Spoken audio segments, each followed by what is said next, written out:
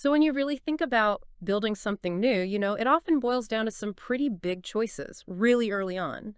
And whether you're just kind of kicking around an idea or you're already in those initial growth stages, or even just looking back on decisions you've made, today we're going to do a deep dive designed to help you understand this core concept that shapes every entrepreneurial path. Right. We're going to be tackling what's often called the founder's dilemma. Hmm. And it's that inherent trade-off, between maximizing your personal wealth, getting rich, versus wanting to maintain control and steer your company according to your own vision, that being king mentality. Hmm. This comes from some really insightful work at a Harvard Business Review. And one of the key takeaways is that it's incredibly rare to excel at both simultaneously. It's so interesting, though, because it really does feel like that primary goal, whether it's wealth or control, it really is like a compass. It affects so many decisions, Totally. like who you pick as co-founders, how you approach hiring, even the types of investors you go after. It all kind of like funnels back to that fundamental motivation. Absolutely. So in this deep dive, we're going to explore how those early priorities, they carve out the path a company takes. And we'll look at, the often really difficult decisions around when and how much control a founder needs to even consider giving up to get the financial resources to really grow. And we'll also touch on how investors view all this, how the board of directors plays into it, and how founders can stay involved even if they, step away from leading day to day. Yeah. So to really wrap our heads around all this, we've broken our exploration down into 7 key areas: defining your motivation rich versus king, equity and control, the balancing act, the founder as CEO knowing when to step aside, board dynamics and investor influence, bootstrapping versus seeking external funding, founder transition staying involved without leading, and the long-term vision adapting to the growth stages. By the end, I think you'll have a much clearer understanding of your own potential founder's dilemma, whether you're actively facing it or just trying to understand it better. Okay, let's jump right in. The first area is defining your motivation. Rich versus king. This comes down to one question, really. When you strip everything else away, what is the primary driving force behind your journey as an entrepreneur? Hmm? Is it that burning desire to build wealth, to be rich? Or is it that deep-seated need to be in control, to, navigate your company according to your vision being king? Yeah, and what's so interesting here is the impact clarity on this single question can have. Mm. When you have that clarity, it really focuses your decision making. Mm. Think about it. You can align your choices around funding, the talent you bring in, even your overall business strategy, all with that one aim in mind. Right. Like, here's a little exercise. You face a big decision, right? Jot down on one side of a page how this decision will affect your personal wealth. On the other side, how it affects your control. Now, look at the side with the most compelling points, the ones that resonate. Chances are that reveals what's truly driving you. No, that's such a practical way to think about it. Yeah. And it's not just those big outward decisions, it's also about that inner struggle, right?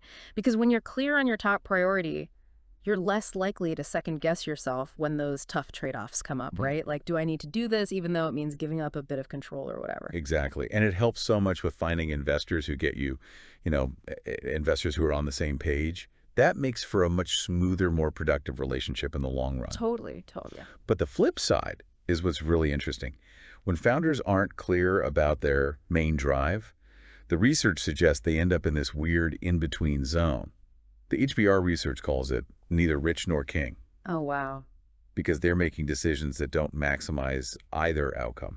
And, it all boils down to being brutally honest with yourself about what truly matters, because trying to go halfway on both usually gets you nowhere near either extreme. And you can end up going back and forth, right? You're like, I want to stay in control, but I also need this funding. And then it's like this push and pull that could actually sabotage both outcomes. Absolutely right. And then, even if a company finds some success, the founder might still feel unfulfilled Oh, yeah. because at their core, their real desire, whether it's wealth or control, wasn't actually met. It's almost like they achieved success on someone else's terms. That's a great way to put it. And the research uses some great examples to highlight this. Oh, yeah. One is Wiley Technology. Mm-hmm. The founder, Lou Cern, his top priority was wealth. Yeah. That was clear. Mhm. And to grow fast enough to get a big financial outcome, he was okay with giving up control of the board when he accepted venture capital investment. Hmm. And in the end, they got acquired by CA very successfully. So his strategy was a direct reflection of his main goal, that financial gain. Now, on the flip side, there's Rimaboard. The Yeah. founder, John Gabbert, he was all about control. Mm. He turned down funding offers over and over again, even when it meant slower expansion, because he wanted complete autonomy over his business. He was focused on steady, deliberate growth, his vision, not some rapid expansion dictated by investors. That makes sense. And then there's this example, it's of an unnamed healthcare internet venture. And what's fascinating is the founder, who was also the CEO, he had these really deep conversations with potential investors about what he really wanted. And through that process, he realized his primary goal was actually maximizing the long-term value of the company, even if it meant he would have to step down as CEO eventually. So he was all about aligning his own goals with what the business actually needed to thrive in the long run. Wow. It's so interesting to see how these different approaches play out in real life. It is. Hmm. And the research also points out some real dangers when founders aren't clear about what they want. You see competitors hesitate on funding or key hires, missing out on big growth chances or even acquisition offers because they're holding on to control too tight while also needing money. It's tough. Or Yeah. you see some so focused on control, they won't take the funding they need to really grab market share. Right. And they end up getting overtaken by rivals who have more money and can move faster. Oh, yeah. And then there's the situation where a founder won't give up the CEO role, even though their skills aren't a match for what the company needs now.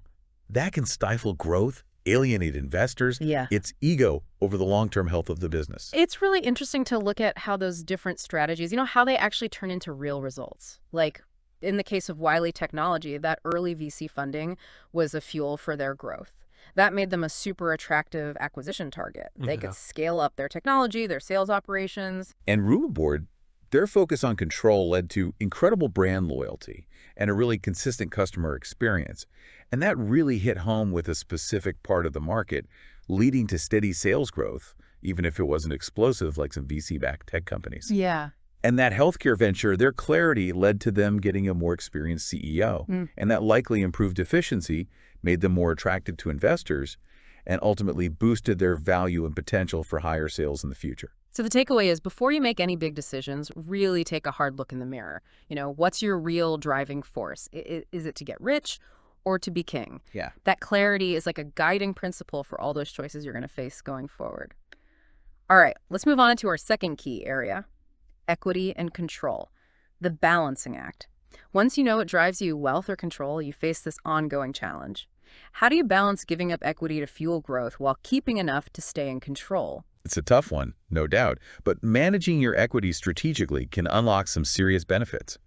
Like offering equity to key hires, especially early on, it's a fantastic way to attract top talent. Yeah. It gives them skin in the game, a real stake in your success. Totally. And you can't forget how important equity is for getting the funding you need to really push the business forward. Right. In most cases, investors want a piece of the pie in exchange for their capital. That investment can be absolutely crucial for jumping on market opportunities and scaling your operations. And one of the most interesting things from the research is that founders who are more open to sharing equity, whether it's to get the right co-founders, bring in experienced people, or secure investment, they often build much more valuable companies in the long run. Their percentage of ownership might be smaller, but that piece is worth a lot more overall. It's like a smaller slice of a much bigger pie. Yeah, I get it. But on the other hand, if you're not strategic about managing equity and control, there can be some serious downsides. Like if you hold on to too much equity early on, you might not have the money to grow, and you end up stuck. Absolutely. And you might struggle to get those experienced executives who usually expect equity as part of their compensation. That can really limit your growth potential. And it's almost ironic you could end up with a bigger percentage of a company that's worth a lot less in the end. Exactly. So what are some of the ways companies are navigating this in the U.S.? In the tech world, especially with startups going after VC funding, we often see this aggressive approach to sharing equity from the get-go. Right. They're willing to give up big chunks of equity in those early rounds to secure the capital they need to expand fast, understanding that it's a trade-off for potentially huge returns down the line. Another common strategy is phased equity release. Some startups set up their funding agreements so that equity is released in stages, often tied to hitting certain milestones. This lets the founders keep more control initially while still securing future funding based on how well they perform. So the balance shifts gradually as the company grows. It's kind of like proving yourself along the way. Exactly. And then you've got the approach of focusing on sweat equity at the start. This is pretty common in service businesses or very capital efficient startups. They bootstrap early on, relying on their own hard work and minimal investment to keep all the equity and control until they hit a point where they need external funding to scale or seize a big opportunity. Right. And for those who might not know, sweat equity basically means the ownership you earn through hard work and personal investment, not just financial contributions. Exactly. But let's look at some mistakes competitors make when they don't use these strategic approaches. A big one is overvaluing their early equity. They won't give up even a small percentage, and they miss out on crucial seed funding or the chance to bring on experienced co-founders who could really help them grow and increase their value over time. Oh, I see. And you see founders who get emotionally attached to their ownership percentage and won't dilute it later on, even when they need the money to scale. Right. That can hurt their ability to compete with rivals who have deeper pockets. Yeah. And another trap is hiring less qualified people just to avoid sharing equity. They might preserve control in the short term, but in the long run, their company's growth is limited because they don't have the right leadership and expertise. So it's short-sighted. Yeah, So let's talk about how these strategic approaches actually translate into more money and profits. right. With aggressive equity sharing, companies get the capital they need to invest heavily in marketing, sales, and product development, which can all lead to rapid customer acquisition and big jumps in revenue. And phased equity release often attracts investors who are more comfortable with investments that are de-risked because you hit certain milestones. So you get a steady flow of capital as you prove yourself, which helps with sustained growth in both sales and market share over time. Okay. And that initial focus on sweat equity lets founders build a strong base and really validate their business model before they even think about getting outside funding. Right. Then, when they do go for funding, they're in a much better position to negotiate and get a higher valuation, maybe even score some strategic partnerships, all maximizing their returns. The main thing to remember here is to think about your funding needs and how much you want to grow. You've got to understand that trade-off, giving up some control to get the resources and talent you need to scale and ultimately create more wealth. Be smart about when and how much equity you give up, and look for investors who bring more than just money to the table. Their expertise, their connections, their strategic guidance, all that can be invaluable. Yeah, absolutely. Let's shift gears to Section 3, the founder as CEO. Knowing when to step aside. We all know a founder's passion and vision are often what get a company off the ground. But as it grows, the skills you need to be a good CEO, they change a lot. And recognizing when your own abilities might not be enough anymore, that's a sign of strategic thinking, not failure. That's a really important point. Stepping aside can be hugely beneficial for a founder. For one, it opens the door to bring in someone with specific expertise at the top. A professional CEO with a track record of scaling and managing bigger, more complex organizations. They might have skills in finance, large-scale marketing, complex operations, things the founder might not have. Right. And having an experienced leader in place makes investors feel a lot more confident, which can lead to better terms for future funding rounds.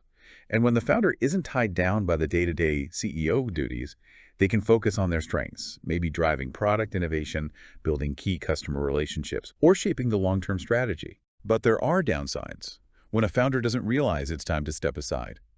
Their limitations in certain areas can become a real bottleneck, preventing the company from reaching its full potential. Oh, right. And if investors start to lose faith in the founder's leadership, they might push for a change, which could be messy for everyone involved. And it can even hurt the company culture. If there's resistance to changing leadership, you get conflict, uncertainty, and it affects morale and productivity. So what are some successful companies doing in the U.S. when it comes to founder-CEO transitions? Well, one strategy is proactive CEO succession planning. Some founders realize their company needs different leadership as it grows, so they start searching for a new CEO while things are still going well. It shows real foresight and commitment to the company's success, putting the business first. It makes sense. Another common scenario, especially in companies with VC funding, is a board-driven CEO transition. The board, which usually has a lot of investor representation, evaluates the CEO's performance and can make changes to ensure growth and good returns for the investors. We saw this with Seven Networks Inc., where they brought in Russ Bott as CEO after securing a good chunk of venture capital. And then there's the path, where the founder steps down as CEO but takes another key strategic role, maybe Chief Technology Officer or Chief Innovation Officer. Okay. So they're still using their knowledge of the product, the technology, or the market, but someone else handles the day-to-day running of the company. So what are some mistakes that competitors make? A big one is founder ego and overconfidence. They think they're the only ones who can lead the company, and they refuse to step down even when their skills don't match what the company needs anymore. Totally. Another pitfall is ignoring what investors and the board are saying. Mm-hmm. Founders who don't listen to the board's feedback about their leadership risk losing investor confidence and support, which could mean trouble for future funding, or even lead to their forced removal, which is never good. And waiting too long to make the transition is another mistake. If you wait until there are already serious problems or a crisis before considering a leadership change, the whole process becomes a lot more disruptive. And by then, it might be too late to turn things around. So how do these more effective strategies actually help boost revenue and profits? When you have proactive CEO succession, you get a smooth transition to a leader with the skills needed for the next growth phase. This keeps the momentum going and investors happy, which leads to steady sales growth and a higher valuation. Mm. And board-driven CEO transitions often bring in experienced management teams that are laser-focused on hitting key performance metrics. This often means better efficiency, better strategy execution, and in the end, more revenue and profit. Joe, everyone wins. Yeah. And when founders transition to other important roles within the company, you get the best of both worlds. The founder's unique insights combined with the new CEO's management experience often lead to better products, smarter market positioning, and ultimately higher sales and market share. The key takeaway is to be really honest with yourself about your strengths and weaknesses as your company grows. Listen to your board and investors when they give feedback about leadership. Yeah. And remember, bringing in a more experienced CEO at the right time can be a huge strategic move that helps the company in the long run and even helps you financially. It's a good idea to start thinking about potential succession plans and what roles you could still play that would add real value to the company. Yeah, that makes sense. Okay, let's move on to Section 4, Board Dynamics and Investor Influence. When you decide to take on investors, they're almost always going to want a seat at the table on your company's board of directors. And understanding how that board works and how much influence those investors have is critical for navigating this whole founder's dilemma thing. Totally. And there are some big benefits to understanding how this works. For one, investors bring a lot of expertise and connections. They know business, they often have specific industry knowledge, and they can connect you with potential partners, customers, even future investors. It's like having a team of advisors. It is. And an engaged board of directors helps make sure your company is run well. They can give you strategic advice, challenge your ideas, and help you make better decisions. And having a well-functioning board with reputable investors makes your company look more credible to future investors and potential partners. Yeah, it makes sense. But what happens if you don't fully grasp those board dynamics and the influence your investors can have? Well, you could lose some control over decision-making. Investors on the board can disagree with your strategy or even your management team. And investors, because they have a duty to their stakeholders, might push you to focus on short-term profits, which could clash with your long-term vision. And in some cases, if investors lose confidence in your leadership, they could use their board influence to try to replace you as CEO. That's a bit scary. So what are some ways successful companies in the U.S. are managing these board dynamics and investor relationships? Well, one important strategy is choosing your investors wisely. Founders often look for what's called smart money, investors who bring more than just cash. They want expertise, guidance, connections. So they end up with a board that's more collaborative and supportive. I like that. Smart money. Yeah, it's a good term. Another key strategy is clear and consistent communication with the board. Keep them informed about how the company's doing, what challenges you're facing, and your strategic direction. That builds trust and helps you have more productive discussions. It's all about transparency. Exactly. And when you're raising money, try to negotiate the makeup of the board and how much control you'll keep. This might involve setting up board seats in a staggered way or making sure the founder has a certain number of representatives on the board, even as more investors come on board. So you're being proactive about maintaining some level of control. Exactly. Now let's talk about some mistakes competitors make. One is focusing only on the valuation of the investment and not paying attention to the terms and the control the new investors will get. That can set you up for conflict and losing control down the road. Yeah, the details matter. For sure. Another mistake is not communicating enough with the board or being resistant to their input. If you don't keep them in the loop, or if you refuse to consider their ideas, you create an adversarial relationship, and that's when investors might start stepping in where you don't want them to. Hmm. And some founders underestimate how much power investors have through their board seats, and they're surprised when decisions are made that they don't like. So it's about being prepared. Yeah. So how do these strategic approaches to the board actually help with revenue and sales? Well, when you choose investors strategically, you get partners who can give you valuable insights and connections Right. that can help you refine your strategy, enter new markets, and form key partnerships, all of which can boost your revenue growth. And good communication with the board creates a supportive environment where everyone is working together to increase sales and profits. And by negotiating the board composition, you can make sure key decisions are aligned with your vision for long-term value creation and sustainable sales growth. The key here is to really vet potential investors. Know what they expect, what their track record is, and how much influence they'll probably want. Communicate openly and honestly with the board, use their expertise, but also clearly explain your vision.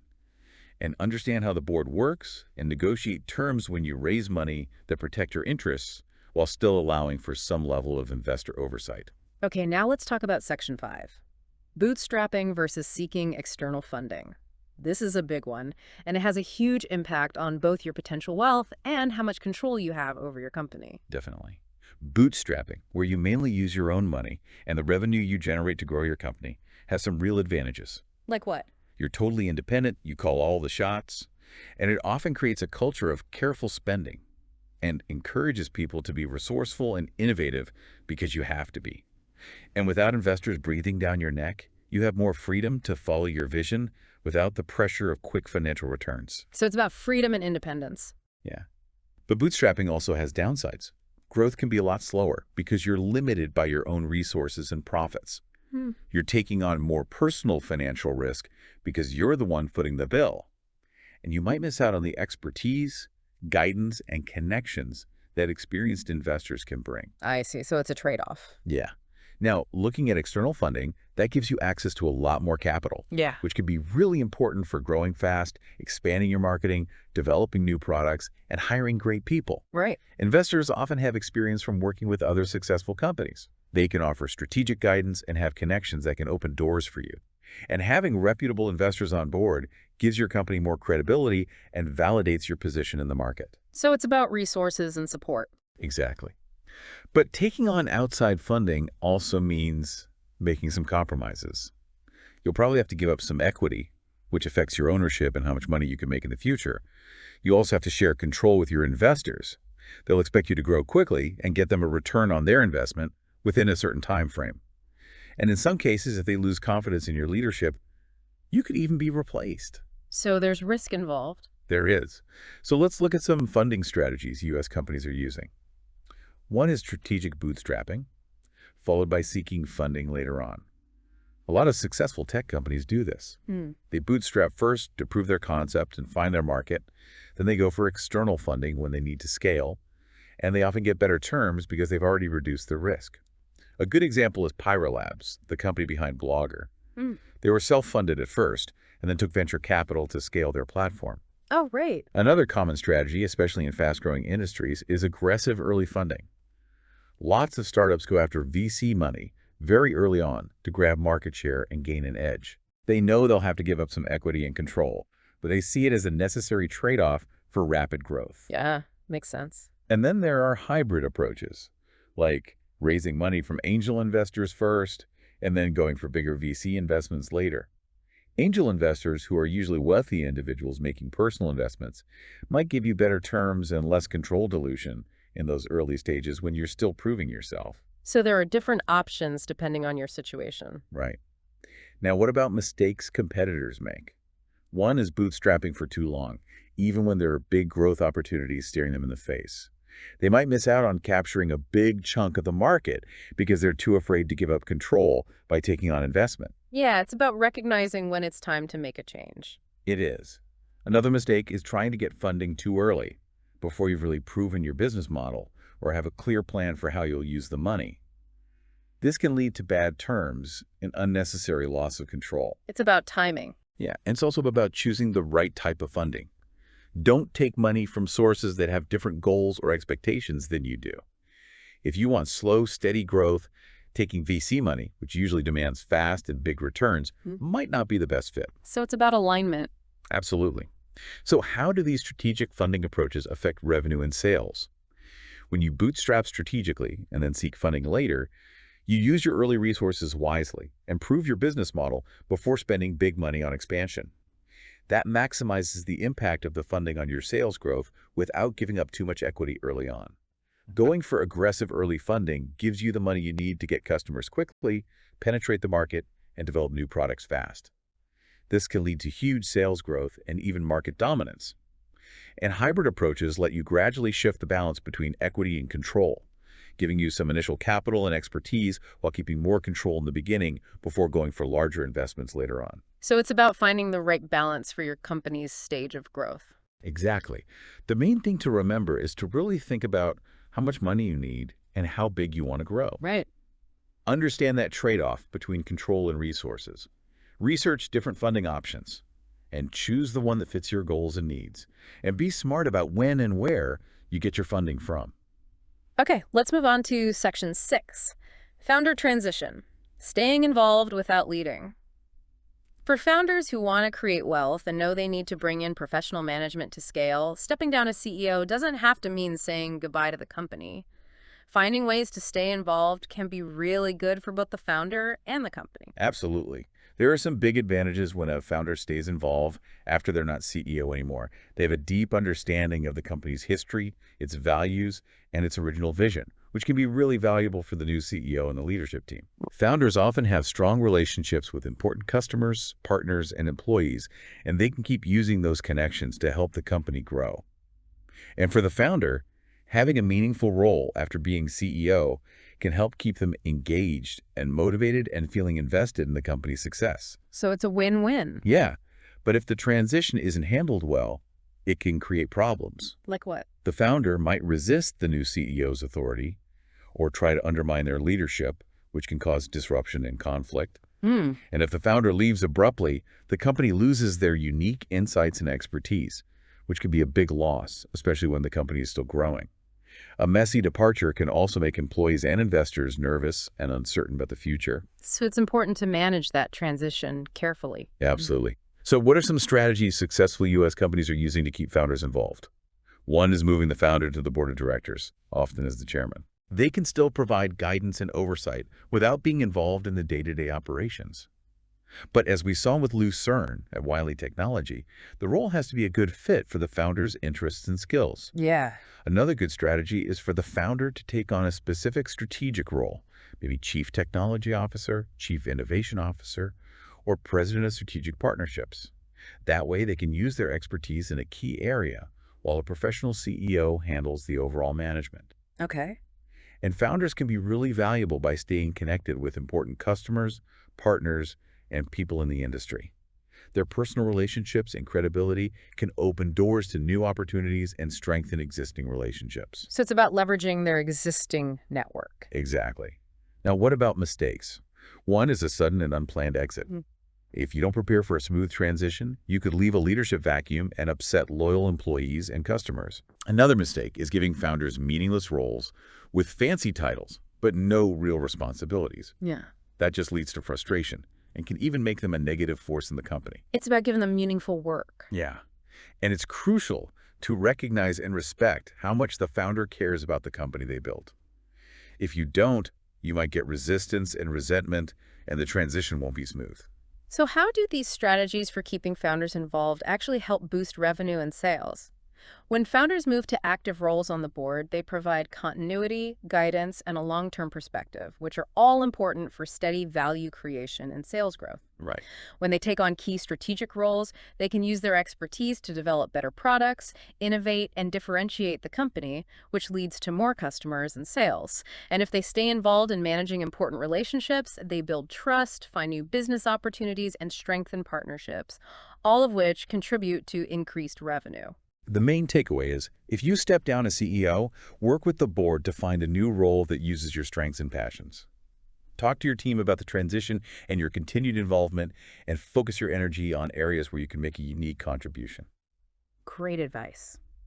Okay, let's move on to our final section, long-term vision, adapting to growth stages.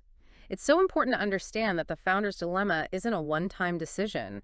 It's something you have to think about and adjust throughout the life of your company.